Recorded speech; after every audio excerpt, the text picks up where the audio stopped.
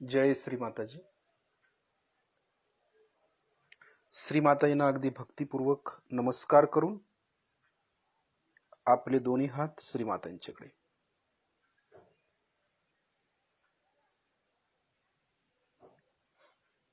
थोडस ताठ योगी माणसासारखं आपल्याला बसायचंय.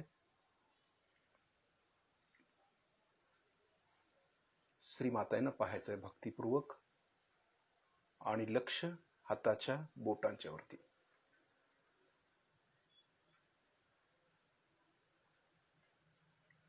श्रीमाताईंना पाहत पाहत आपलं लक्ष हाताच्या बोटांच्या वरती देतोय. जे चैतन्य श्रीमाताजी आपल्याला देत आहेत ते आपण खेचून घेतोय. आपण सहज आसनामध्ये बसलोय. थोडस ताठ बसलोय आपण.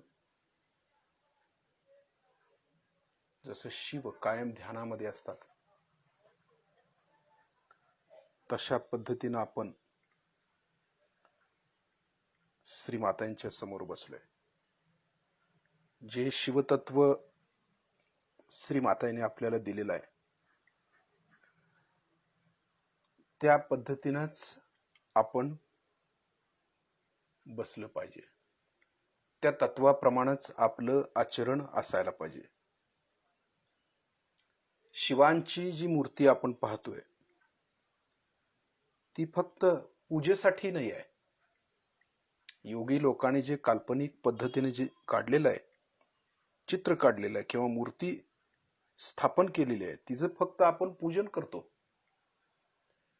पण ते शिवतत्व म्हणजे काय आहे हे मात्र आपण समजून घेत नाही. सर्वसामान्य मनुष्य समजून घेत नाही.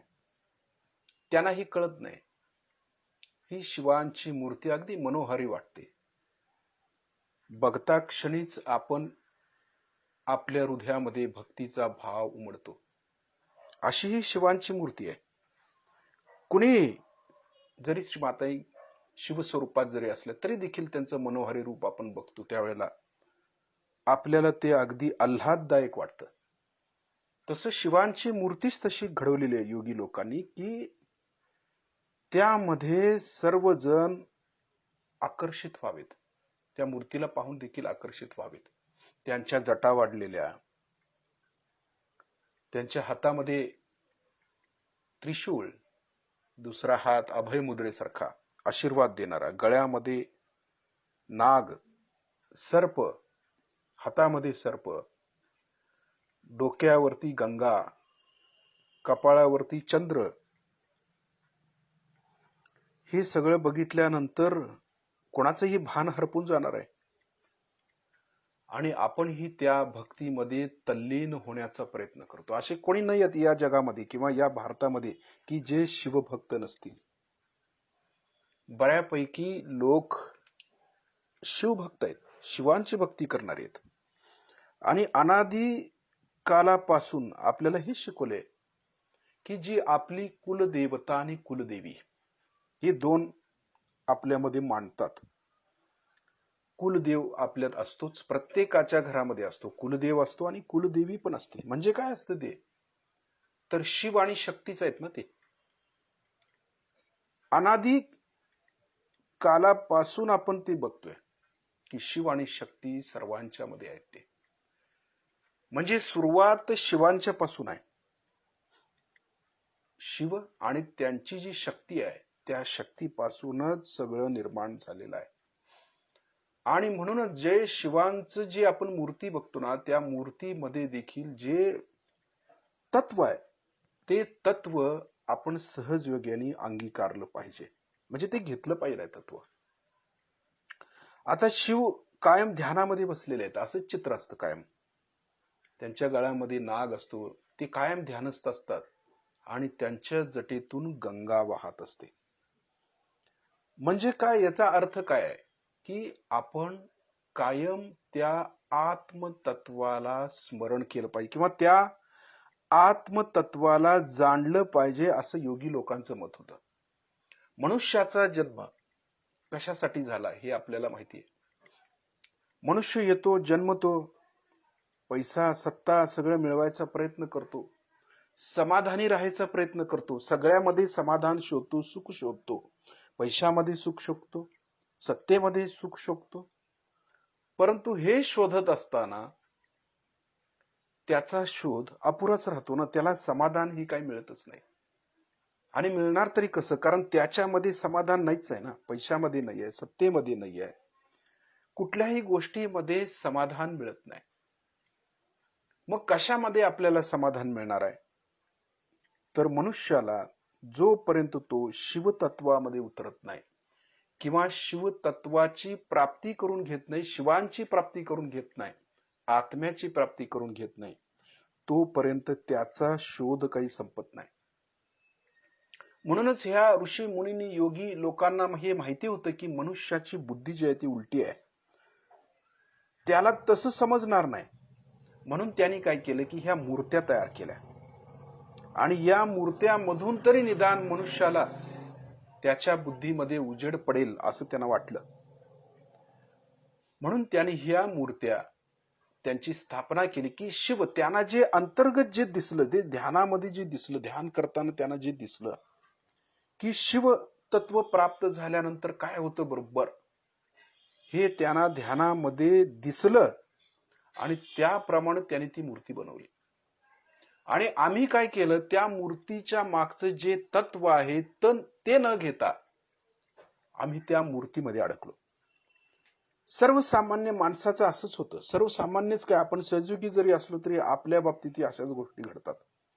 एखादी मूर्ती सुंदर दिसली, गणेशाची असू दे, नाही तर आणखी कुठल्या देवी देवतांची किंवा शिवांची असली, तर आपण त्याच्याकडे आकृष्ट होतो आणि ती मूर्ती घरामध्ये आणून त्याचंच पूजन करतो.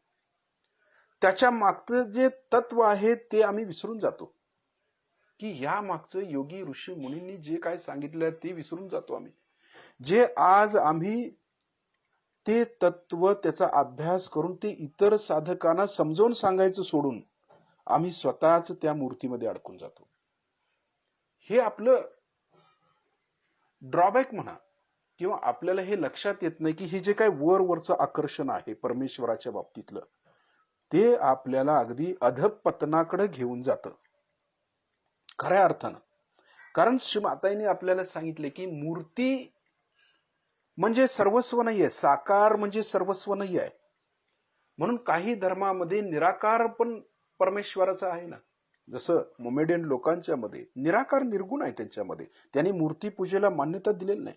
काही धर्मामध्ये असं आहे की मूर्ती पूजा करायची नाही, असंही आहे. मग कशाचं पूजन करायचंय, काय मिळवायचंय आम्हाला इथं येऊन? तेच तर सगळ्यात महत्वाचं आहे की ह्या मूर्तीतून आम्हाला हे शिकायचं आहे की या मूर्तीच्या मागे जे तत्व दडले ना, ते तत्व आमच्या आतमध्ये आम्हाला जागृत करायचं आहे. हेच श्रीमातांचं सांगणं आहे. सहजयोगाचं सांगणं हेच आहे की या तत्वाच्या मागे काय दडलेलं आहे, या मूर्तीच्या मागे काय दडलेलं आहे, कुठलं तत्व आहे आणि हे तत्व कसं जागृत करायचं, हे सहजयोग आपल्याला शिकवतो. म्हणून शिवांची जी मूर्ती आहे ती अगदी मनोहारी लोभस्वानी मूर्ती असते, अगदी की ते पाहिल्यानंतर सर्वसामान्य माणूस तर आकृष्ट होतोच, परंतु सहजयोगी देखील आकृष्ट होतात. का नाही आपण शिवांची भक्ती करावी, का नाही आपण सोमवार करावा, का उपवास करू नये, असं वाटायला लागतं आतून आपल्याला. आणि पूर्वजांनी पण सांगितलेलं नाही, उपास कर म्हणजे तुला परमेश्वर मिळेल. ज्या देवतेला आम्ही मानतो त्या देवतेचा आम्ही उपवास धरतो नाही, ती याच्या मागे भावना आपली शुद्ध असते. काय असते की परमेश्वराची प्राप्ती व्हावी, आपल्या समस्या दूर व्हाव्यात, हाच उद्देश आपला असतो. आणि त्या भोळ्या भक्तीनं आपण त्या परमेश्वराच्या मूर्तीचं पूजन करीत असतो. परंतु सहजयोगामध्ये आल्यानंतर आपल्याला हे लक्षात आलं पाहिजे की या मूर्तीमध्ये न अडकता ही मूर्ती अशी का तयार केली आहे, हे आपण पाहिलं पाहिजे. की शिवांची जी मूर्ती आहे, जी योगी लोकांना त्यांच्या ध्यानातून दिसलं की ज्या वेळेला मनुष्याला आत्मतत्व प्राप्त होतं, तो शिवतत्वामध्ये उतरतो, त्यावेळेला त्या साधकाची स्थिती त्या शिवांच्या सारखी होते. म्हणजे शिव ध्यानस्थ बसले, तसं सहयोगी देखील ध्यानस्थ बसतायत. त्यांच्या जटेतून गंगा येते, म्हणजे आपली देखील कुंडलिनी जागृत झाल्याबरोबर आपल्यातून शस्त्रारामधून गंगा वाहू लागते. किती महत्वाचं तत्व आहे. म्हणजे आत्मसाक्षात्कार झाल्यावर आपण त्या शिवतत्वामध्ये आपोआप उतरतो. पण हे नुसतं उतरून चालत नाही आहे, तर शिवांचे जे त्यांनी कथा वगैरे सांगितलेलं आहे की शिव जे आहे ते विष प्राशन करणारे आहेत, म्हणजे सगळ्या जगाच्या विपरीत देवता आहे ती. जसं प्रत्येक देवतेला अमृत पाहिजे तर या शिवांना विष पाहिजे. जे काही टाकाऊ आहे ते सगळे या शिवांना पाहिजे. जसं आता धोत्र्याचं फुल आहे, ते कोणाला आवडेल, अगदी विषारी फुल, परंतु शिवांना लागतं ते फुल, त्याशिवाय शिव प्रसन्नच होत नाही. म्हणजे जे जे काय नको आहे ते ते शिवांना पाहिजे आहे. आता शिव राहतात कुठे? हिमालयामध्ये राहतात किंवा कैलासावरती राहतात, जिथं सगळा बर्फ आहे. आणि बर्फ कुठं असतो? जिथं कार्बन डायऑक्साईड आहे तिथं बर्फ असतो. म्हणजे उंचावरती जर आपण अमरनाथला वगैरे गेलो उंचावरती, तर तिथं सगळा कार्बन डायऑक्साईडच आहे, ऑक्सिजन आपल्याला मिळतच नाही. तिथं शिवांचं स्थान आहे. म्हणजे त्यांना कार्बन डायऑक्साईड पाहिजे. म्हणजे आपल्याला ऑक्सिजन पाहिजे आणि आपण जे सोडतो ते कार्बन डायऑक्साईड ती त्यांना पाहिजे. म्हणजे बरोबर आपल्या विरोधात आहे, मनुष्याच्या बरोबर विपरीत ते आहेत शिवतत्व. याचा अर्थ काय घ्यायचा आहे? तर याचा अर्थच असा आहे की जे काही टाकावं आहे, जे काही वाईट आहे ते आपण स्वीकारणं गरजेचं आहे. म्हणजे ज्या ज्या वेळेला आमच्यामध्ये शिवतत्व जागृत होईल, आत्मसाक्षात्कार होईल. आता श्रीमाताईने आम्हाला आत्मसाक्षात्कार दिलेला आहे. तर ज्या वेळेला आत्मसाक्षात्कार होईल त्यावेळेला आमची स्थिती या शिवासारखी असली पाहिजे. हे सगळ्यात महत्वाचं प्रिन्सिपल सजयोगामध्ये आहे. आत्मतत्व म्हणजे काय? तर आपण ह्या आत्मतत्वाला जागृत करून ती शिवस्थिती आम्ही प्राप्त करायची आहे. ती शिवस्थिती प्राप्त झाल्यानंतर खऱ्या अर्थानं आमच्यामध्ये ते तत्व आलं पाहिजे. म्हणजे लोकांचे जे काय दुर्गुण आहेत, ज्या काय वाईट गोष्टी आहेत, जे काय शिव्याशाप आहेत, ते आपण स्वीकार केलं पाहिजे आनंदाने. ते विष जे आहे ते आम्ही स्वतः घेऊन ते पचवता आलं पाहिजे. म्हणजे सहजोग पसरवताना किंवा लोकांच्या वरती कार्य करत असताना काही लोकांना हे आवडत नाही. वाटतं की लोक आपल्याला नावं ठेवतात, श्रीमाताईंना देखील नावं ठेवतात. अशा वेळेला हे जे काय विष आहे ते आम्हाला घेऊन ते पचवता आलं पाहिजे. हे पण किती महत्वाचं आहे. नाहीतर कुणी आपल्या विरोधात बोललं तरी आपण लगेच त्याला आरेला कारे म्हणतो लगेच. आपल्यामध्ये ती सहनशीलता येत नाही. ती शिवांची सहनशीलता, ती शिवांची क्षमाशीलता आमच्यामध्ये नाही. तर आम्ही कसले आत्मसाक्षात्कारी, कसले शिवतत्वामध्ये उतरणार? म्हणूनच श्रीमाताई म्हणतायत की जे शिवतत्व आमच्यामध्ये श्रीमाताईंनी जागृत केले ते जगाच्या कल्याणासाठी. जसं शिव आहेत, शिवानी जगाच्या कल्याणासाठी कार्य केलं. ते भोळे भाबडे आहेत, साधे आहेत, परंतु त्यांच्यामध्ये अबोधिता आहे, पवित्रता आहे. त्यांना वरच्या रूपाला काहीही किंमत नाही. जसं वरून आपण फार छान दिसायचा प्रयत्न करतो, तसं शिव नाही आहेत. ते कसे ओबडधोबड आहेत, दाढी वाढलेली आहे, मिशा वाढलेले आहेत, जटाजूट झालेले आहेत सगळे, त्यांच्या भस्म लावलेले आहे सगळ्या अंगाला. अशा व्यक्तीला कोण मानणार?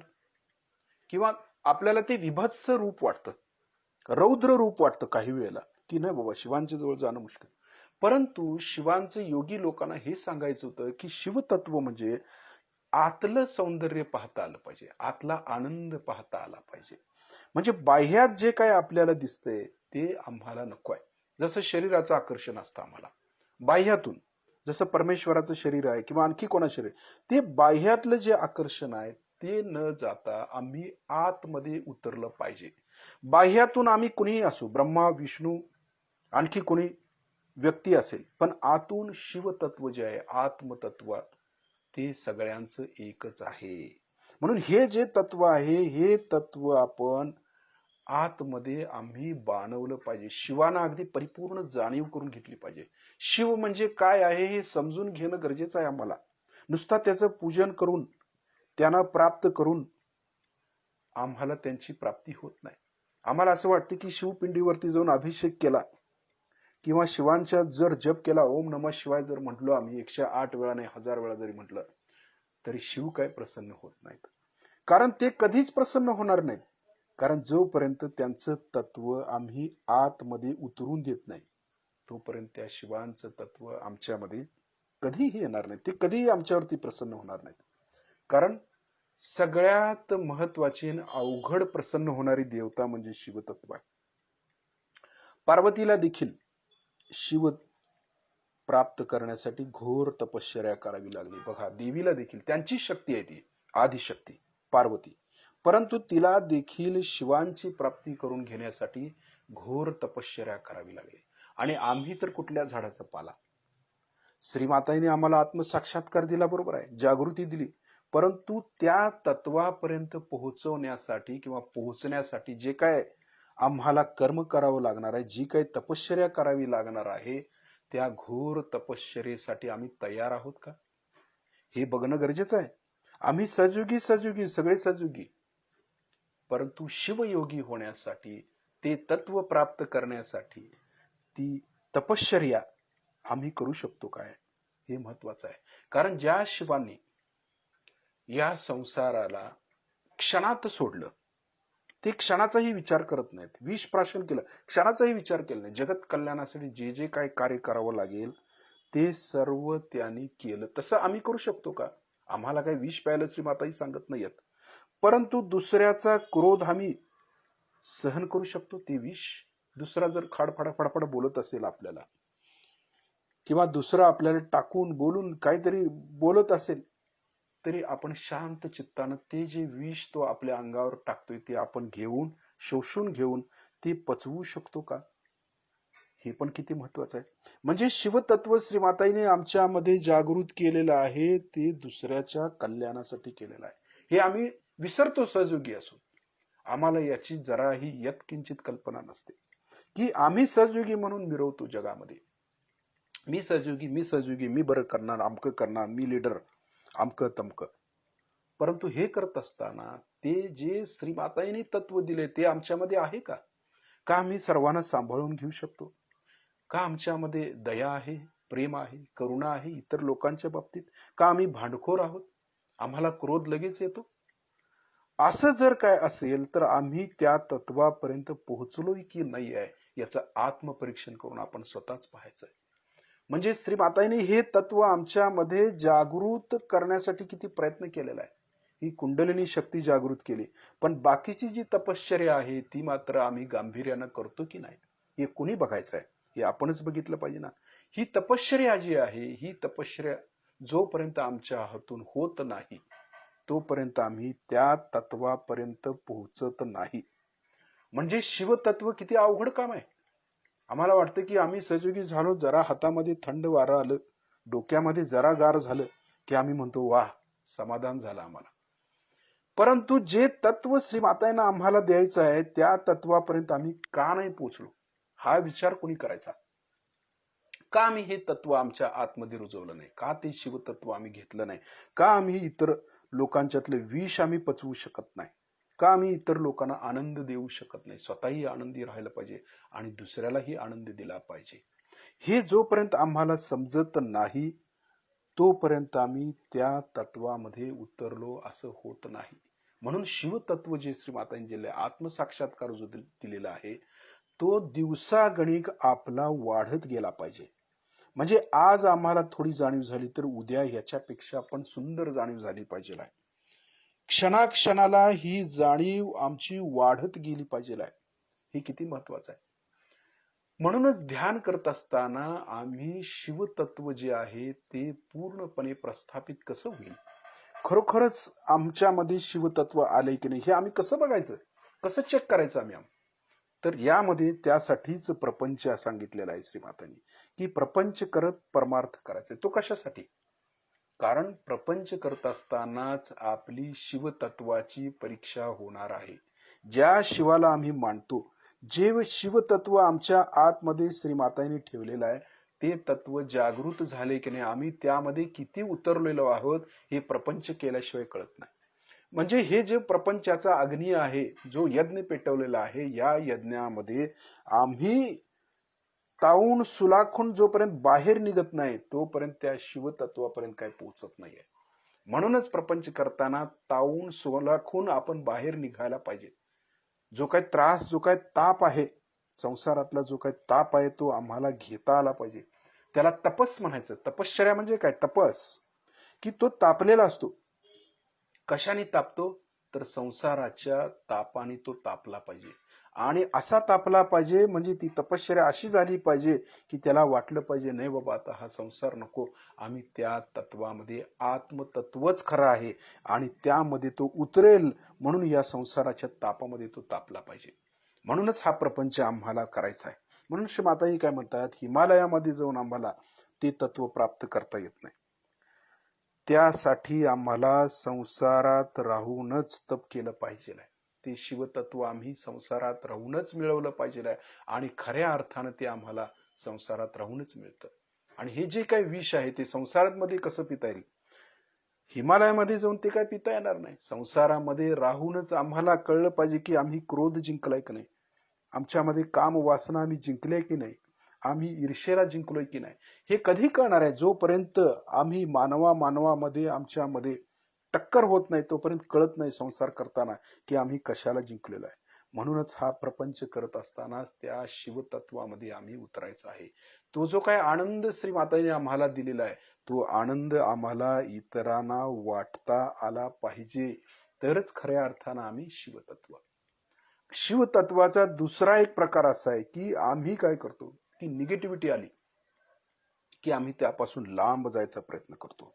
कारण आम्ही सहजुगी आहे, आम्हाला सगळं चांगलं पाहिजे, आम्हाला व्हायब्रेशन्स चांगल्या आल्या पाहिजेत. जरा देखील कुठलं चक्र पकडलं तरी आम्हाला अस्वस्थ होतं. जरा देखील डोकं आपलं पकडलं तर कसं होतं आमचं?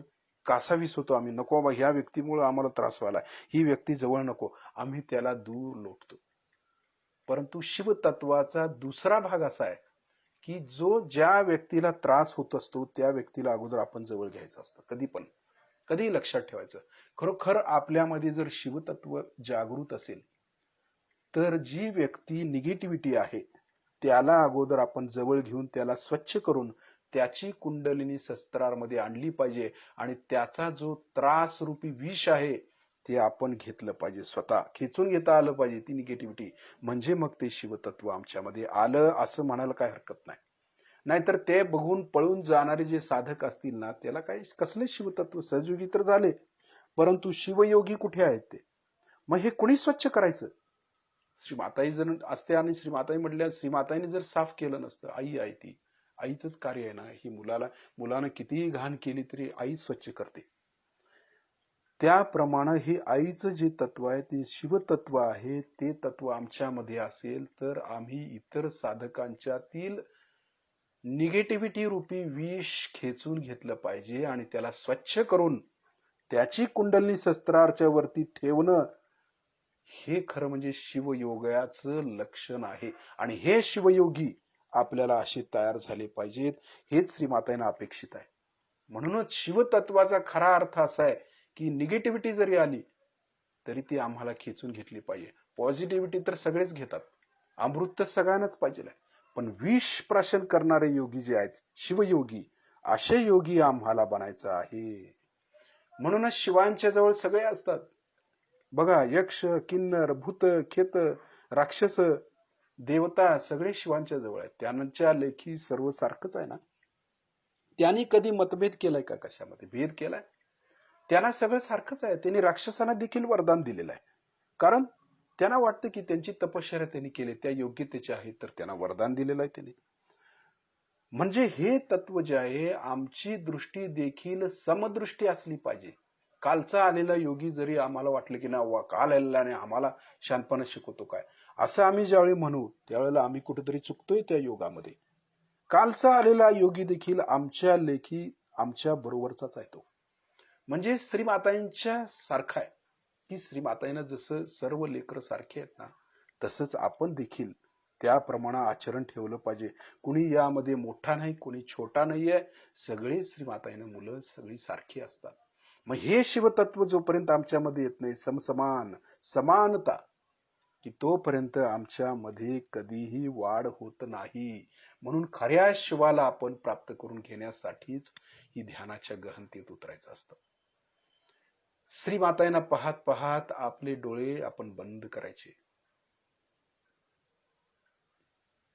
आता लक्ष हाताच्या बोटांच्या वरती आहे. जे काही चैतन्य श्रीमातांच्याकडून येतंय ते हाताच्या बोटातील नसामधून आपण आतमध्ये खेचून घेतोय. बघा, बोटावरनं नाही आहे, कातडीवरून नाही आहे, आतमध्ये नसा आहेत, त्या नसामधून आम्ही खेचून घेतोय. आणि ह्या नसामधून खेचलेलं चैतन्य मनगटापासून कोपऱ्यापर्यंत घ्यायचंय. आतून आहे ते, बाह्यातून नाही आहे, आतून घेतोय. बघा, एकसारखं चैतन्य येतंय श्रीमातांच्याकडून, बोटाच्या आग्रामध्ये शिरतंय आणि त्या आतमधून नसा आहेत ना, त्या नसामधून आतमधून आपल्या आतमध्ये शिरतायत, जातात ते आतमध्ये. फक्त आपलं चित्त पाहिजे, खेचून घेता आलं पाहिजे. तसंच जसं आपण हे चैतन्य श्रीमातांच्याकडून खेचून घेतो ना, तसं निगेटिव्हिटी देखील अशीच खेचून घ्यायची असते, पण ती नंतर, आता नाही. एखादी नकारात्मक व्यक्ती जरी आपल्या समोर आली तर त्याला खऱ्या अर्थानं जर पॉझिटिव्ह करायचं असेल, चांगलं करायचं असेल, तर त्याच्यातलं वाईट जे आहे ते खेचून घेता आलं पाहिजे आपल्याला. हेच खरं सहजयोगाचं कार्य आहे. ह्यालाच खरं शिवतत्व म्हणतात. नाहीतर त्याला कोण स्वच्छ करणार आहे? जो वाईट आहे म्हणून आपण त्याला सोडून देतो, नाही बाबा वाईट टाकतो, काही वेळेला बोलतही नाही आपण त्याच्याबरोबर, असं न करता जो खरोखर वाईटाला सुधारतो तो खरा शिवयोगी म्हटला पाहिजे, शिवयोगी म्हटला पाहिजे. चांगल्याला चांगलं कोणीही म्हणतं, चांगली चांगली माणसं एकत्र येतातच की, साधक एकत्र येतातच की, पण वाईटाला देखील आपल्या जवळ घेऊन त्याच्यातल्या निगेटिव्हिटी हळूहळू हळू काढत काढत काढत त्याला पूर्णपणे श्रीमातांच्या तत्वाशी एकरूप करणं, त्याला चैतन्याशी एकरूप करून देणं, हे खरं कार्य आपलं आहे. हे खरं शिवतत्वातलं कार्य आहे. नाहीतर आपण जागृती तर देतोच आहे, सगळे जागृती श्रीमाताच देत आहेत, आपण काय देतोय तेव्हा? ही जागृती आपण देतो, आपल्याला वाटतं सहजयोगाचं कार्य झालं आता सगळं, आपण जागृती दिली, सहजयोगाचा प्रचार प्रसार केला, भरपूर कार्य केलं, आम्ही 1,00,000 लोकांना जागृती दिली, सगळं झालं. परंतु जागृती देणं ही सोपं आहे, हे करणाऱ्या माताजीच आहेत. परंतु त्या व्यक्तीतल्या ज्या निगेटिव्हिटीज आहेत त्या कोण खेचून घेणार? हे पण आपलंच कार्य आहे ना सहजयोग्यांचं. आता श्रीमाताजी आपल्यातून कार्य करतायत. श्रीमाताजींनी काय सांगितले की मी आपल्या सगळ्या सहजयोग्यांच्या मध्ये आहे, परंतु नुसता असून काय करायचं आहे? त्यांनी कार्यरत असायला पाहिजे ना. म्हणजे आपण माध्यम योग्य जर असू तर श्रीमाताजी बरोबर कार्य करतायत आपल्यातून. म्हणजे जो निगेटिव्ह साधक आहे त्याला देखील आम्ही जवळ घेऊन त्याच्यातल्या बाधा आम्ही खेचून घेतल्या पाहिजेत. त्याला वाटलं पाहिजे की नाही बाबा खरोखर मला बरं वाटायला लागले आता. त्यांच्या चक्रांची स्थिती, त्यांच्या नाड्यांच्या स्थितीमध्ये संतुलन करून त्यांना सहस्त्रारमध्ये स्थापित करणं हे आपलं परम कर्तव्य आहे. ते शिवयोगामध्ये मोडतं. सहजयोग्यांच्यात नाही मोडत, शिवयोग्यांच्यात मोडतं.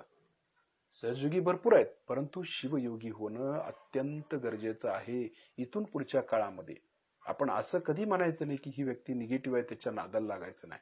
उलट ते एक चॅलेंज श्रीमातांनी आपल्याला दिलंय की जे वाईट आहे तिथं जाऊन त्याला चांगलं करणं हे सहजयोग्यांचं काम आहे. तिथं जाऊन जे वाईट आहे तिथं जाऊन चांगलं करायचं, जिथं चांगलं आहे तिथं जाऊन काय करायचंय आपल्याला. पण जिथं खरोखरच निगेटिव्हिटी आहे तिथं जाऊन पॉझिटिव्हिटी प्रस्थापित करणं हे आपलं कार्य आहे. हे इन्स्ट्रुमेंट आहे, आपण त्यासाठी घडवले श्रीमातांनी आपल्याला.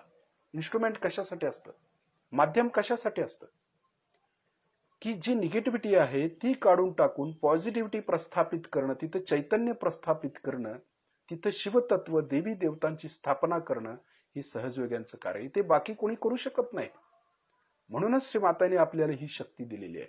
उगीच शक्ती घ्यायची आणि त्याचा काही उपयोगच करायचा नाही तर त्या शक्तीला घेऊन तरी काय करायचंय आपल्याला. म्हणून शक्ती घेत असताना की त्याबरोबर निगेटिव्हिटीशी सामना देखील करता आला पाहिजे आम्हाला.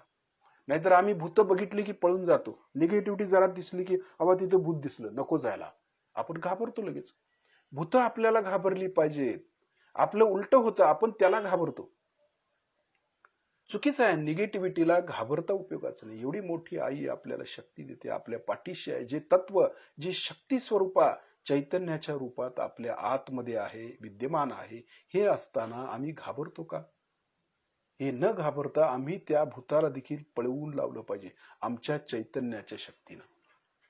हे महत्वाचं आहे. यामधलं कुठलीही निगेटिव्हिटी जरी असली, किती नाचत आली, काय जरी झालं तरी देखील आम्हाला ती निगेटिव्हिटी, ती भूत त्याच्यातली काढून टाकता आली पाहिजेत निगेटिव्ह व्यक्तीमधली, आणि त्याला पॉझिटिव्ह चांगला केला पाहिजे. त्यांच्या देवी देवतांची स्थापना करता आली पाहिजे. तर हे सहजयोगाचं लक्षण आहे जरा कुठंतरी. नाहीतर जागृती देत आम्ही सुटलोय आणि मागचं सपाट होत चाललंय, काही उपयोग नाहीये त्याचा. हे जे काय कार्य आहे, परिपूर्ण कार्य ज्याला म्हणतो ना, ते परिपूर्ण कार्य असं केलं पाहिजे. नुसतं जागृती द्यायची आणि सोडून द्यायचं आणि बाकी कोण बघायचं सगळं ते. बाळणपण कोण करायचं सगळं ते केलं पाहिजे आपण. हे सहयोग्यांचं कार्य आहे, हे कर्तव्य आहे, हे शिवयोगाचं कार्य आहे. ज्याच्यासाठी श्रीमातांनी आम्हाला ही शक्ती दिलेली आहे, त्या शक्तीचा आम्ही वापर करून इतर साधकांना देखील सहस्त्रारमध्ये प्रस्थापित करणं हे कोणाचं काम आहे? केलंच पाहिजे ना आम्हाला. म्हणून प्रचार प्रसार आम्ही ज्या वेळेला करतो त्यावेळेला नुसता अगदी दिवसभर प्रचार प्रसारामध्ये असतो आणि संध्याकाळी येतो आणि पेकाळून पडतो आम्ही. काय उपयोग आहे त्याचा? कसला प्रचार प्रसार केला आम्ही? एका तरी व्यक्तीला आम्ही त्याच्यातील भूत काढलं का? त्याच्यातली निगेटिव्हिटी आम्ही काढली का? हे बघणं गरजेचं आहे. म्हणजे आपलं चैतन्य त्या व्यक्तीला, निगेटिव्ह व्यक्तीला देऊन त्याला पॉझिटिव्ह केलं का? त्याच्यामध्ये परिवर्तन केलं का? हे महत्वाचं आहे. म्हणूनच आपण श्रीमातांच्याकडून जे चैतन्य घेतो ना, ज्या शक्त्या घेतो ना, त्या शक्त्याचा वापर जर आपण योग्य पद्धतीने करू लागलो तर श्रीमाताजी अनेक प्रकारच्या शक्त्या आपल्याला देत आहेत. बघा, त्यामध्ये सगळ्या शक्ती असतात. मग बंधन घालतो आपण, बंधनाचा देखील परिणाम होतो, परंतु आपण त्या लायक आहोत का हे पहिला पाहिलं पाहिजे. बंधन घालण्याच्या खरोखर आम्ही सहयोगी आहोत का? खरोखर आम्ही इतरांच्यासाठी कळकळीनं कार्य करतो का? आमच्या हृदयामध्ये करुणा आहे का इतरांच्या बाबतीत? खरोखर या व्यक्तीची सुधारणा व्हावी म्हणून डोळ्यात पाणी येतं का आमच्या? ही करुणा, ही प्रेम, ही शिवांची ताकद जी आहे ना, ही आमच्यामध्ये आहे का? का उगीच सहयोगी म्हणून मिरवतो आम्ही? काही नाही तरी त्याला जागृती देतो, परंतु कळकळीनं देणं, हृदयानं आणि करुणेनं देणं यामध्ये फरक आहे. हा फरक जेव्हापर्यंत आपल्यामध्ये येत नाही ना, तोपर्यंत प्रसार होणार नाही खऱ्या अर्थानं, आणि आपल्यामध्ये देखील बदल होणार नाही. म्हणून ते तत्व जोपर्यंत जागृत होत नाही तोपर्यंत कुठलंच कार्य आपलं व्यवस्थित होणार नाही. म्हणूनच हे जोमानं व्हावं, अनेक साधक तयार व्हावेत, यासाठी हे तत्व आमच्यामध्ये आलंच पाहिजे. हे महत्वाचं आहे. आपला उजवा हात हृदयावरती ठेवूया. इथं म्हणूया, श्री माताजी आपल्या परमकृपेत मी शुद्ध आत्मा आहे, पवित्र आत्मा आहे. मी हे मन, बुद्धी, शरीर, अहंकार काही नाही आहे. आता हे बास झालं. हे प्रपंच आहे, हे आहे, शरीर आहे, अमकाय तमकाय, हे सगळं आता बास झालं. हे नको आहे, हे मी नाही आहे. मी आत्मा आहे, शुद्ध आत्मा आहे. म्हणजे वीट आला पाहिजे आपल्याला प्रपंचाचं. वीट ज्याला म्हटलं ना, वीट नको बाबा, आता बास झालं. हे किती करायचं आहे, किती त्रास घ्यायचा आहे प्रपंच करताना. हे होतं काही वेळेला. किती जरी पैसा असला, काही असला नसला, तरी मनुष्याला जे आतलं समाधान पाहिजे असतं ना, आत्म्याचं, तो शोधत असतो आयुष्यभर. एक पेशीय प्राणी अमिबा, त्यापासून आम्ही आज मानव स्थितीला आलो तरी शोधतोयच अजून. पूर्वी अन्नासाठी शोधत होतो, आता सत्तेसाठी आणि पैशासाठी शोध घेतोय आम्ही. अजूनही शोध संपलेला नाही आमचा आणि कधीही संपणार नाही. जोपर्यंत आम्ही आत्म्याच्या तत्वात उतरत नाही, तो आनंद प्राप्त करत नाही, तोपर्यंत आमचा शोध कधीही संपणार नाही. म्हणूनच तर आपण जागृती घेऊन हळूहळू आमची प्रगती केली पाहिजे. त्या शिवतत्वामध्ये प्रस्थापित होणं गरजेचं आहे. आम्ही आत्मा बनलं पाहिजे. हे शरीर वेगळं आणि आत्मा वेगळं हे कळलं पाहिजे की या जगामध्ये आम्ही कायमस्वरूपी राहायला आलेलो नाही आहे. ही कर्मभूमी आहे आमची, आणि त्यामध्ये आम्हाला सहयोग मिळाला. एवढा विश्वाचं कार्य श्रीमातांनी काढलेलं असताना आम्ही अजूनही गुरफटतोय कशामध्ये तरी. ते न गुरफटता आम्ही आत्म्यामध्ये उतरलं पाहिजे. स्वतःचंही कल्याण करून घ्यायचं आणि दुसऱ्याचंही कल्याण यातून होणार आहे. हे अगदी खून गाठ बांधून ठेवायचे आपल्याला. श्रीमाताजी आपल्या परमकृपेत मी शुद्ध आत्मा आहे, मग म्हणू शकतो. त्याचं महत्व कळल्यानंतर म्हणता येतं मग, श्रीमाताजी आपल्या परमकृपेत मी शुद्ध आत्मा आहे. किती महत्वाचं आहे. म्हणण्यामध्ये किती फरक आहे. पूर्वी पण म्हणत होतो श्रीमाताजी मी आत्मा आहे, नुसता म्हणलं झालं, पुढे त्याच्या मागची जी भावना आहे ती मात्र आपल्याला लक्षात येत नव्हती. का म्हणायचं हे माहिती नाही.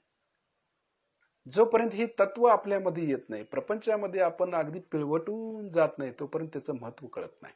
म्हणूनच प्रपंच करायचा आहे की त्यातून पिळून निघायला पाहिजे, अगदी तावून सुलाखून निघायला पाहिजे. मग कळतं आत्माचं बाबा, मी आता आत्म्यालाच जाणलं पाहिजे, बास आता हे असं ज्यावेळी होईल ना, त्यावेळी खऱ्या अर्थानं आम्ही त्या तत्वामध्ये उतरू शकतो. तोपर्यंत नाही. वर वर करणाऱ्याला काहीही प्राप्त होत नाही. गहन उतरलं पाहिजे. त्यानंतर आपल्या उजव्या हाताचा तळवा आपल्या डोक्याच्या टाळूवर दाबून धरायचा, मान थोडी खाली झुकवायची, हात दाबून शिस्तीत फिरवायचा आहे. ज्या ठिकाणी आपण हात फिरवतोय त्या ठिकाणी लक्ष देऊन भक्तीनं म्हणायचंय, श्री माताजी आपण साक्षात श्री शिवपार्वती आहात. श्री माताजी आपण साक्षात श्री सदाशिव आहात. श्री माताजी आपण साक्षात श्री आदिशक्ती आहात. कृपा करून आमच्या सहस्त्रदल कमलामध्ये विराजित व्हा.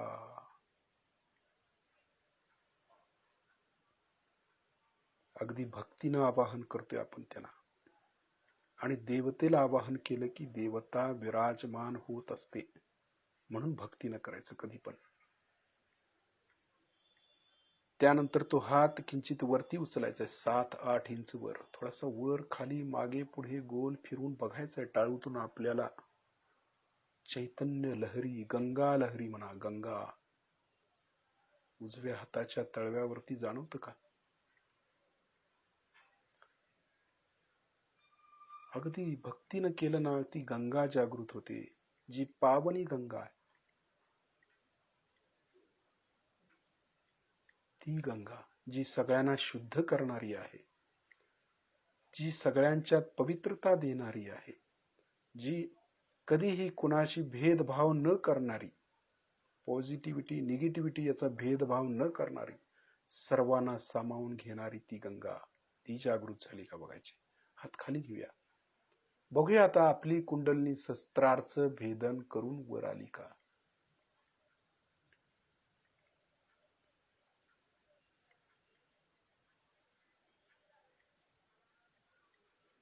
सहज मध्ये वरती आली का पाहायची गंगा. ती म्हणजे शिवाचं स्वरूप, ते सदाशिवांचं स्वरूप आमच्यामध्ये आलं का पाहायचं. का? कारण शिव जे आहे ते कायम असं ध्यानस्थ बसलेले असतात. तसं आम्ही बसलोय का? का हलतोय थोडंफार? शिव हलत नाहीत एकदा बसली की. किती जरी ओरडलं काय झालं तरी त्यांची तपश्चर्या कधीही भंग होत नाही. ती ज्यावेळी डोळे उघडतील त्यावेळी उघडतील.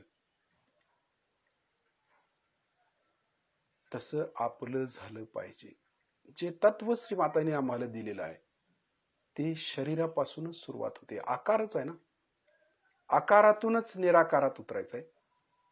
जसं शिवांचा आकार आम्ही बघितलं, ह्या देहाला घेतला शिवांचा आकार, आणि त्यांचे जे गुण आहेत, जे सूक्ष्मातले गुण आहेत, ते आम्ही आत्म्याच्या तत्वामध्ये उतरवतो. म्हणजे आत्मतत्व जागृत झालं की आतली स्थिती प्राप्त होते. पण बाह्यात मात्र आम्ही आता शिवांच्या सारखंच बसलोय. वाटतं ना सगळं की कुंडलिनी जागृत झाले, त्या आपल्या शस्त्रारमधून देखील गंगा वाहू लागली. शिवतत्वामध्ये उतरलो. कुंडलिनी म्हणजे नागच आहे, सर्पिन आहे, ती जागृत झाली म्हणजे ती आहे आपल्याजवळ. आणि आम्ही सर्वांचा त्याग केलेला आहे म्हणून ही स्थिती येते. 1 तासभर त्याग केला नाही सगळ्याचा. बघा त्यांनी पण सर्व अंगाला भस्म लावले. आम्ही काय भस्म लावलंय? भस्म लावलेलं नाहीये, परंतु या भस्माच्या रूपामध्ये आम्ही सगळ्यांचा त्याग केलेला आहे. त्यांनी त्या सगळ्याचा त्याग केलाय म्हणून भस्म लावलेत त्यांनी. फक्त आम्ही काय केले की चित्तानं सगळ्यांचा त्याग केलाय, चित्तरूपी भस्म लावलाय आम्ही. ती पण आमच्या जवळ आहे. म्हणजे जवळजवळ स्थिती त्या शिवांच्या सारखी आली.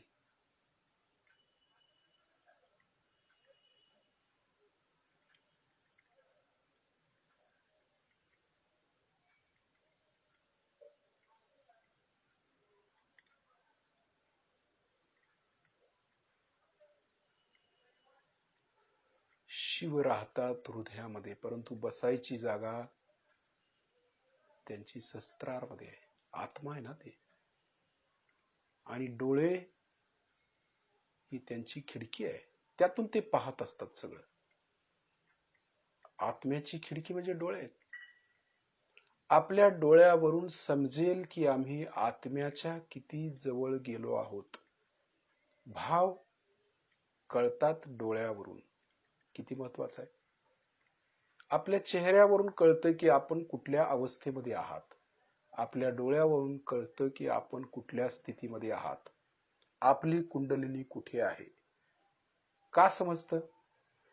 कारण डोळ्यामध्ये समोरच्या व्यक्तीचं प्रतिबिंब सगळं पडलेलं असतं डोळ्यामध्ये. त्यामुळे लगेच ते पटकन फोटो काढल्यासारखं लगेच हाताच्या बोटावरती येतं. ते बघा किती सूक्ष्म विषय आहे तो.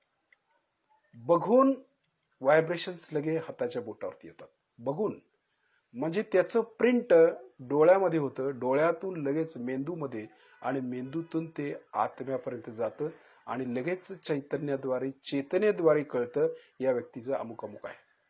खलास अशी परिस्थिती आहे. त्यामुळे डोळे फार महत्वाचे असतात. आज्ञा, आपली आज्ञा फार पॉवरफुल असणं आवश्यक असतं. कारण आज्ञेमध्ये सूर्य तत्व आहे, येशू ख्रिस्तांचं स्थान आहे. तिथंच बुद्ध आहे, तिथंच महावीर आहे. तिघही समकालीन, तिघांनी तप केलेलं आहे, तपश्चर्या केली. ती तप कशासाठी केले? अखिल मानव जातीसाठी, अखिल मानव जातीसाठी आणि सहयोग्यांच्यासाठी. आपण ज्यावेळी तप करतो त्यावेळी आपलं 50% कार्य त्यांनी अगोदरच करून ठेवले. त्यामुळं आपल्याला जास्त तप करावं लागत नाही. आम्ही पटकन शस्त्राच्या वर का जातो? कारण त्यांची तत्व आमच्यामध्ये आहेत. कारण त्यांनी तपश्चर्या केलेली आहे आणि त्याचं फळ आम्हाला मिळतं, सहयोग्याला मिळतं. की आपल्याला जास्त प्रयास करावा लागत नाही, जास्त काही त्याग करावा लागत नाही, कारण त्याने अगोदरच केलेला आहे.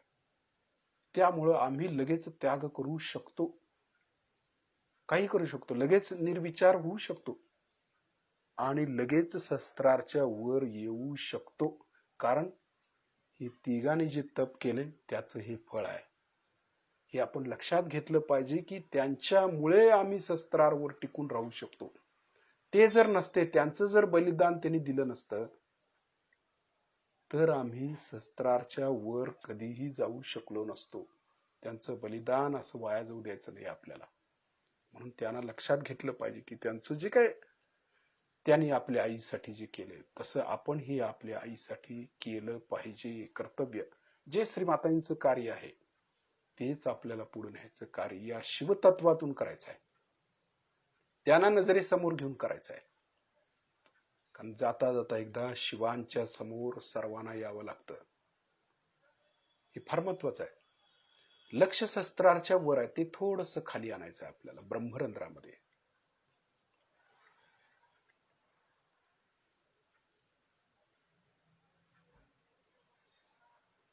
सगळं शस्त्रार भिजवून गेलं पाहिजे आपल्या चैतन्यानं.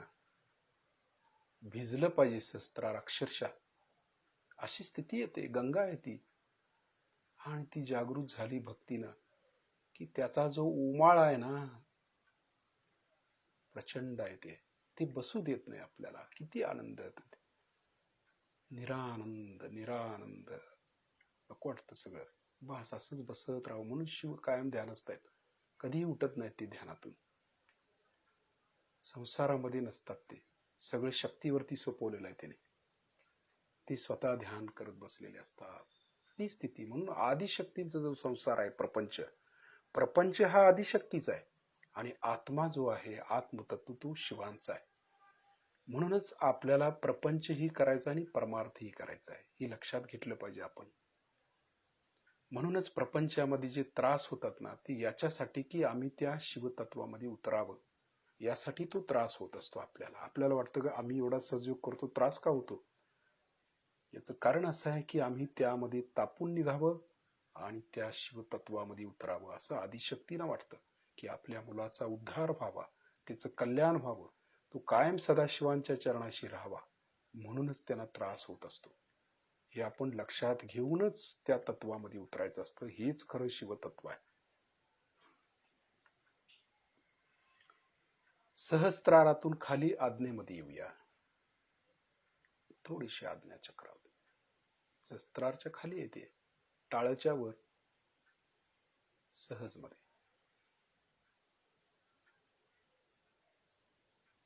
आज्ञेतून विशुद्धीमध्ये, वरून खाली विशुद्धी चक्र.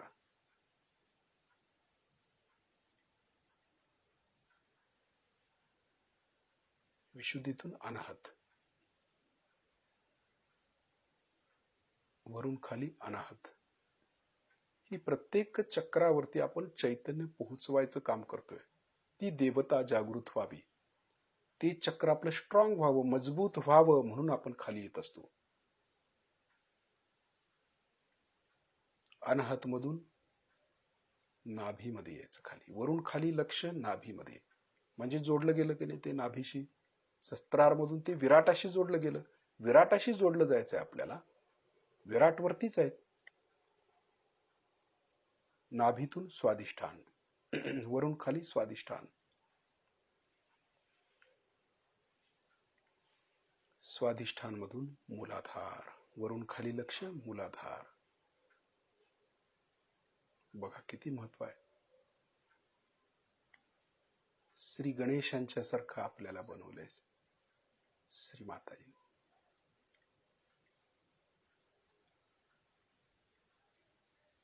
परंतु शिवांच्या चरणाशी जायचंय आपल्याला. बनवले गणेशासारखं, त्यात शिवांचा अंश नाही आहे, परंतु शिवपुत्र म्हणूनच घ्यायचाय, तरच परिपूर्ती होणार आहे सगळ्याची.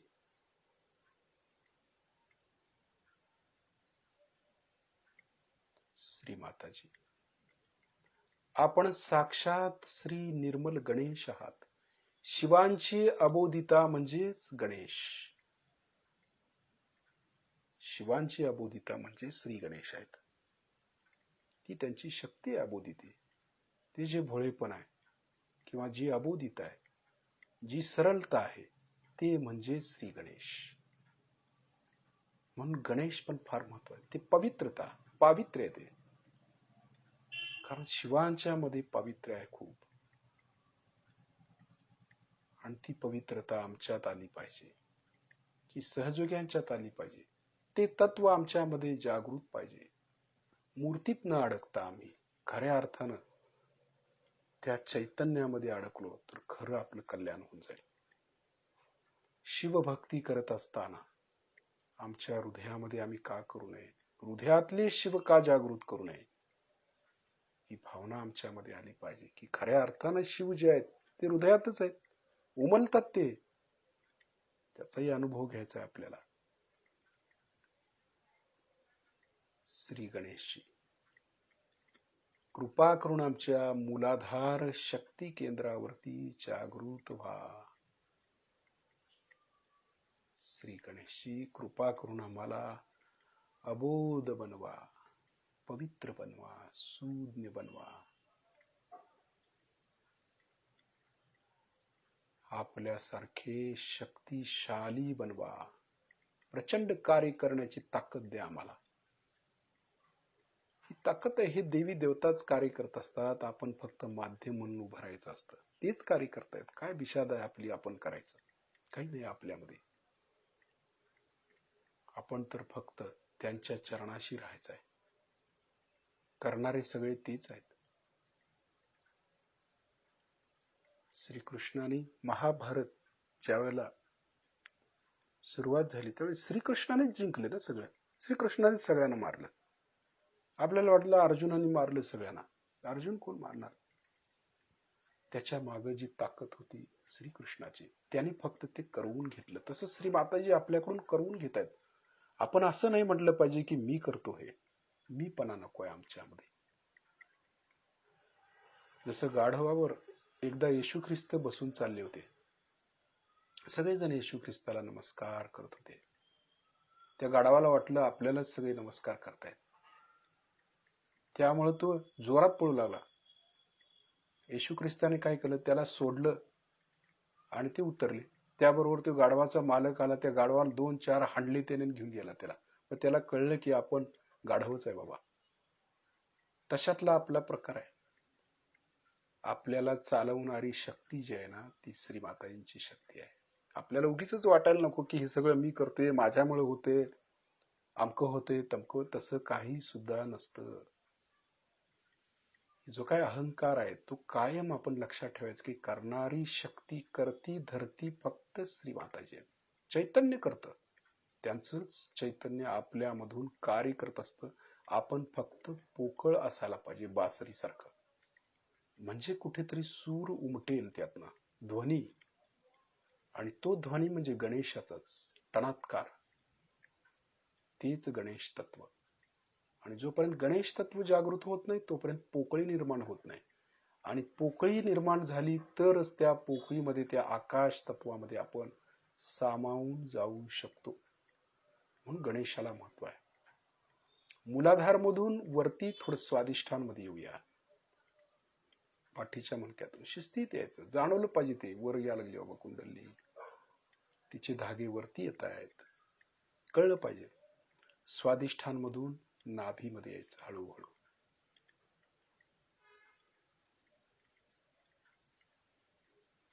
नाभीतून अनाहत मध्ये येऊया. आता अनाहत मध्ये आपण हृदयामध्ये येऊया, जिथं आत्म्याचं राहायचं ठिकाण आहे. स्पंद आहे तो. आत्मा म्हणजे काय? स्पंद. स्पंदन, स्फुरण. स्फुरण म्हणजे काय? स्पंद म्हणजे आपल्याला कळलं, ठक ठक ठक वाजतं, नाडी म्हणजे स्पंद. आणि स्फुरण म्हणजे काय? तर उमलणं. स्फुरण म्हणजे उमलणं. जसं हृदयाची कळी उमलते ना, कळी कशी उमलते, कमळ कसं उमलतं, अगदी शिस्तीत उमलतं, तसं हृदयाची कळी आमची उमलली पाहिजे. ती तत्व गुलाबी आहे, गुलाबी रंग आहे त्याचा. आणि तो आत्मा ज्यावेळेस जागृत होतो हृदयामध्ये, आपलं लक्ष पूर्णपणे हृदयामध्ये घेऊया, त्या शिवतत्वाकडे देऊया थोडं. पूर्णपणे लक्ष हृदयामध्ये राहतो ना, आत्मा हृदयात, म्हणून लक्ष आपण हृदयात दिलेलं आहे. संपूर्ण लक्ष आपल्या हृदयामध्ये आपण द्यायचं आहे. एकाग्रता त्या शिवतत्वावरती लक्ष. शिव आपल्या हृदयामध्ये आहेत. म्हणूनच ते पिंडीच्या स्वरूपात दाखवतात. बघा पिंड कशी आहे, शिवपिंड कशी आहे, ज्योतिर्मय स्वरूप. ज्योतिर्मय स्वरूपाची पिंड आहे. आत्मा देखील तसाच आहे, ज्योतिर्मय आहे. तो शिवस्वरूप, तोच शिवांचा अंश आत्मा, तो मी आहे. प्रकाशित आहे तो. तो स्वतः प्रज्वलित झाला, प्रकाशित झाला, तरच तो इतरांना प्रकाश देतो. म्हणून आपला आत्मा प्रज्वलित झाला पाहिजे. शिवांची भक्ती करत असताना आम्ही किंवा शिवांना मानतो तर आमच्यातलं शिवतत्व, आत्मतत्व कायम प्रज्वलित पाहिजे. इथं आपण खऱ्या अर्थानं जाणवलं पाहिजे. जाणवतं आपल्याला ती प्रज्वलित आहे हृदयामध्ये, तिकडे लक्ष दिलं. सुगंधित आहे. शिवांच्या जवळ कसा भस्मासारखा वास येतो ना, भस्म, तसा सुगंध देखील आपल्याला जाणवेल. कारण ते शिव आपल्यामध्ये आले. त्यांचा अंश म्हणजे आपण आहे. शिवोहम, शिवोहम म्हणजे काय? मी शिव आहे, मीच आत्मा आहे. नुसता म्हणून भागणार नाही, तर आपण त्याप्रमाणे झालंच पाहिजे. ती स्थिती प्राप्त केलीच पाहिजे ना आपल्याला. नाहीतर नुसता ध्यान करून काय करायचं? तो प्रकाश आपल्यामध्ये आला पाहिजे आणि तो प्रकाश दुसऱ्यांना देता आला पाहिजे आपल्यातील, तर या जगाचं कल्याण होईल ना. नाहीतर नुसतं आपल्यापुरतं ठेवून काय करायचं आहे? ते इतरांना पण देता आलं पाहिजे. ते तशी स्थिती. कारण शिव जे आहे ते कायम देतच असतात दुसऱ्याला, दान देतात सगळ्यांना. त्यांच्यासारखं दाता पिता दानशूर कोण नाहीये दुसरं. तेच सगळ्यात दान देणारे आहेत. काय नाहीये त्यांच्याकडे, पण सगळं देतात. ते सगळं देऊन बसतात. शिव जे भोळे आहेत फुले शंकर जरा स्तुती केली तरी पण जरा ते प्रसन्न होतात. परंतु ती भक्ती पाहिजे आपली तशी. शिव प्रसन्न होण्यासाठी भोळी भक्ती असणं अत्यंत आवश्यक आहे. त्यांना कर्मकांड अजिबात आवडत नाही. हे आपण लक्षात घेतलं पाहिजे. म्हणजे शिवतत्वात उतरण्यासाठी ज्या ज्या गोष्टी सोडायच्या आहेत त्या क्रमाक्रमानं त्याग करता आल्या पाहिजे. त्यांना जे नको आहे ते सोडून द्यायचं आहे. कर्मकांडात अडकायचं नाही आहे पहिली गोष्ट. ते साध्या पाण्यानं खुश होतात. पाण्याचा अभिषेक केला तरी खुश. धोत्र्याचं फूल वाहा खुश. म्हणजे त्यांना काहीही नको आहे. त्यांना फक्त भोळी भक्ती पाहिजे, भाव पाहिजे, हृदयातला भाव पाहिजे, हृदयामध्ये आत्मा जागृत पाहिजे. बस त्यांना काय नको आहे दुसरं. आपला प्रकाश, त्यांचा प्रकाश आपल्या हृदयामध्ये जर जागृत झाला तर ते खुश. त्यांच्यासारखं खुश प्रसन्न दुसरं कोण नाही बघा. म्हणूनच श्री माताईने आपल्याला सांगितले की त्या शिवतत्वामध्ये उतरता आलं पाहिजे. असे किती साधक आहेत जे शिवतत्वामध्ये खरोखर उतरतायत. त्यांच्यामध्ये करुणा आहे, प्रेम आहे, दया आहे. खरोखर आम्ही प्रेमानं सहयोग करतोय, इतरांना सांभाळून घेतोय. किती जरी निगेटिव्ह मनुष्य आला तरी त्याला आम्ही सांभाळून घेतो. असे किती साधक आहेत. तसे साधक आपण झालं पाहिजे. ते शिवतत्वामध्ये मूर्त. आपलं लक्ष हृदयात असणाऱ्या आत्म्याकडे आहे, ज्योतिर्मय. तो जळतोय आतमध्ये हृदयामध्ये. बघा ज्योत पेटलेली आहे आपली हृदयात. जाणवतं प्रकाश लागला, प्रकाशित आहे, पेटलेली आहे ज्योत. कळतं ना ज्योत आहे आतमध्ये. म्हणूनच ते एवढा खटाटोप चालू आहे. आणि ते पेटत असल्यामुळे जो सुगंध येतो ना तो शिवांचा सुगंध आहे. ती सर्वांगाला भस्म लावतात. गजचर्मधारी आहे ते. त्यांच्या जटीतून गंगा येते. केस वाढलेले आहेत, सौंदर्याकडे लक्ष नाही, बाह्यात त्यांचं लक्ष नाही, आतमध्ये लक्ष आहे. ते शिव, ते हृदयामध्ये आपण ज्योतिर्मय स्वरूप. आता हळूहळू हृदयातून आपण वरती यायचं आहे विशुद्धीमध्ये. बघा तीच ज्योत घेऊन आपण वर येतोय विशुद्धीतून. विशुद्धीतून आज्ञा, आज्ञा चक्रामध्ये सूर्य होतात ते. तीच ज्योत आहे शिवतत्व. तीच आज्ञा, तेच तिसरा डोळा ज्ञानाचा. आज्ञेत आल्यावर ज्ञान मिळतं आपल्याला. ती सहस्त्रार मध्ये शक्तीशी मिलन. आणि ती ज्योत हळूहळू आपण वरती काढतोय सहस्त्रारच्या वर. शिवशक्तीचं मिलन. ते सदाशिव होतात. जे प्रतिबिंब होतं ते त्या पूर्ण बिंबाशी एकरूप झालं पाहिजे. अशी ही गाथा आहे आपली. आणि ही परिपूर्णता आहे. जिथं आपला शोध सगळा संपून जातो, जिथं समाधानच मिळतं. एकरूप झाल्यावर काय मिळवायचं राहतं. काही नको वाटतं ना मग आपल्याला. काही नको, काही मिळवायचं राहत नाही, काही द्यायचं राहत नाही. फक्त करुणा, प्रेम, दया, शांती मिळाल्यानंतर काही मिळवायचं राहत नाही. म्हणजे शिवतत्व हे शेवटचं तत्व आहे. विष्णू तत्वातून आम्ही शिवतत्वामध्ये आल्यानंतर मिळवायचं काहीच राहत नाही. शोध आपला पूर्णपणे संपून जातो आणि त्या तत्वाशी आम्ही एकरूप होतो. म्हणूनच आपलं लक्ष सहस्त्रारच्या वर घेऊन आकाश तत्वापर्यंत जायचं. ती ज्योत आकाश तत्वात घेऊन जायची आपल्याला. बघा आपण त्याच्याबरोबर जातो का. ती दिव्य ज्योत आहे, प्रकाशित ज्योत आहे, अगदी तेजपुंज ज्योत आहे ती. तोच आत्मा, शिवात्मा, तो मी आहे. तो त्या परमतत्वाशी एकरूप करतोय आपण. वरती वरती घेऊन जायचं आहे. आणि त्या आनंदात आपण थोडा वेळ रममाण व्हायचं आहे. जसे शिव रममाण होतात ना, शेवटचं तत्व त्यांचं काय, ते कायम ध्यानात आहेत, रममाण झालेत ते.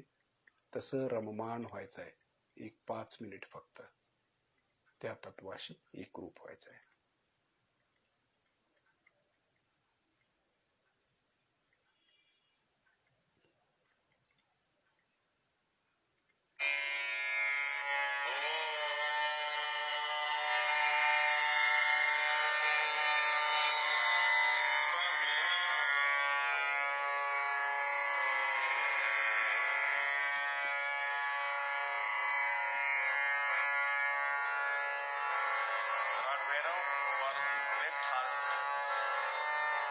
Shri Shiva Parvati power.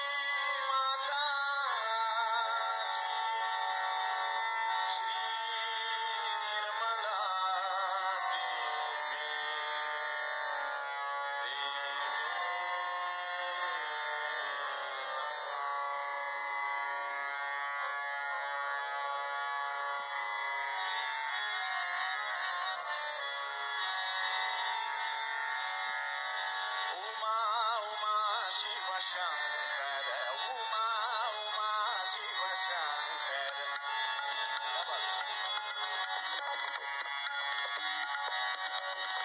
Uma Uma Shiva Shankar. Uma Uma Shiva Shankar, Uma Uma Shiva Shankar, Uma Uma Shiva Shankar. Uma Uma Shiva Shankar, Gangadhar tu Mahesh, Gangadhar tu Mahesh, Uma Uma Shiva Shankar, Uma Uma Shiva Shankar.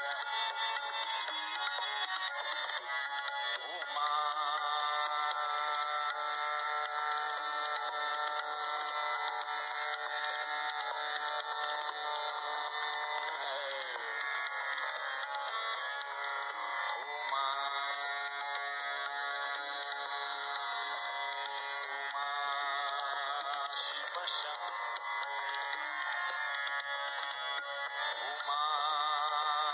Shiva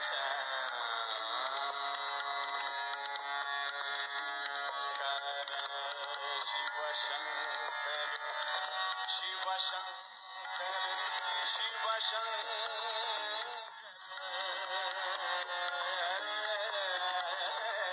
Uma Uma Shiva Shankar, Uma Uma Shiva Shankar.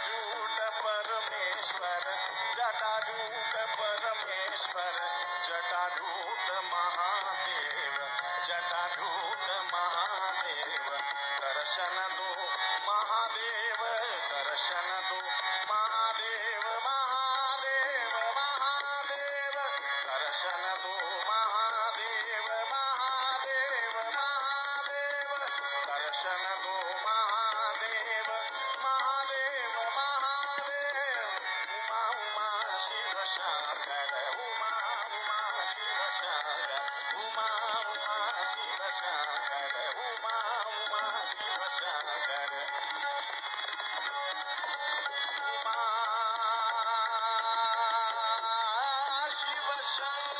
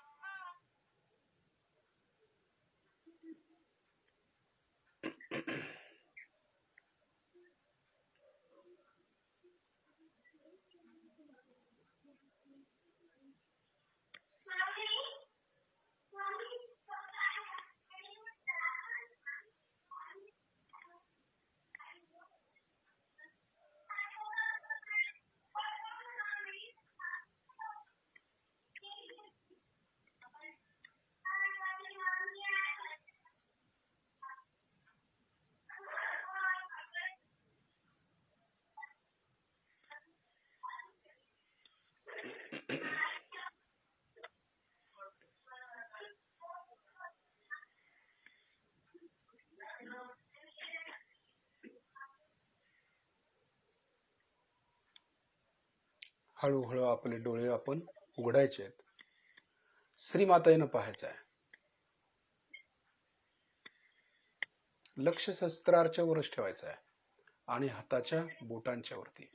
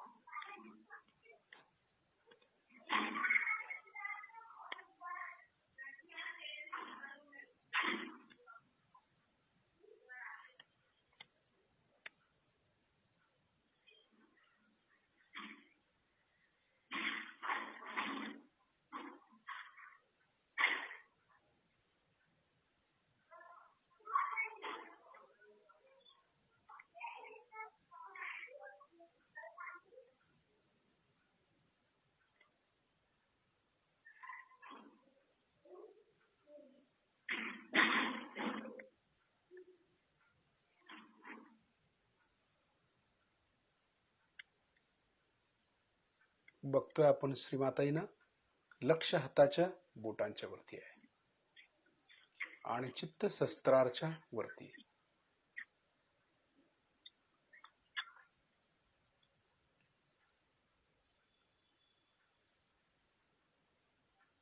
त्या तत्वामध्ये जे शिवतत्व आहे त्या तत्वाशी आपण एकरूप झाल्यानंतर त्यांच्या vibrations आपल्याला हाताच्या बोटाला लागतील. त्यांची स्थिती आमच्यामध्ये येईल. यासाठीच आपण शस्त्राच्या वरती श्री सदाशिवांशी एकरूप होतो. आता श्री मातांना नमस्कार करून त्यांचे आपण आभार मानूया. श्री माताजी, आपल्या चरणाशी कोटी कोटी प्रणाम, कोटी कोटी प्रणाम. तर शिस्तीत आपण बंधन घेऊया. हळूहळू आपली कुंडलिनी वरती चढवायची. लक्ष कुंडलिनीकडे ठेवायचं. बघा, शिस्तीत आपल्या हाताबरोबर कुंडलिनी वर आली पाहिजे, म्हणजे तिचे धागे वर येतात. एक गाठ. दुसऱ्या वेळेला शिस्तीत कुंडलिनी चढवताना लक्ष वरती वरती 2 गाठी मारतो आपण. तिसऱ्या वेळेला हळूहळू आपल्या हाताबरोबर जाणवलं पाहिजे कुंडलिनी वर वर वर येते. 3 गाठी फिक्स झाली वर. त्यानंतर कवच. डावीकडून डोक्यावरून उजवीकडे हात, उजवीकडून डोक्यावरून डावीकडे हात.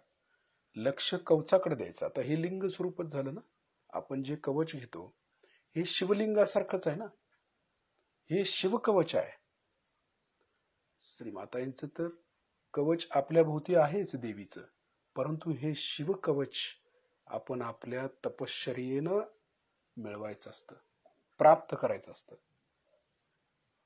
त्यांचाही आशीर्वाद कवचाच्या रूपानं आपल्याला मिळायला हवा, म्हणून लक्ष कवचाकडे ठेवायचं. आणि या कवचामध्ये, या शिवकवचामध्ये आपण सुरक्षित राहायचं आहे. आतमध्ये कुठलीही निगेटिव्हिटी, कुठलाही व्हायरस, कुठलाही त्रास हे भेदून आत येता उपयोगाचा नाही. एवढं स्ट्रॉंग कवच आपण घ्यायचं आहे. घरातून बाहेर पडताना आणि घरात आल्यानंतर देखील आपण हे कवच घ्यायचं आहे. प्रत्येक साधकाने हे विसरायचं नाही. उद्या आपण दिवसभर लक्ष सहस्त्रारच्या वरती ठेवायचं आहे आणि आपल्या कवचावरती ठेवायचं आहे. ते शिवतत्व आपण प्राप्त करायचा इथून पुढे प्रयत्न करायचा आहे. जय श्री माताजी.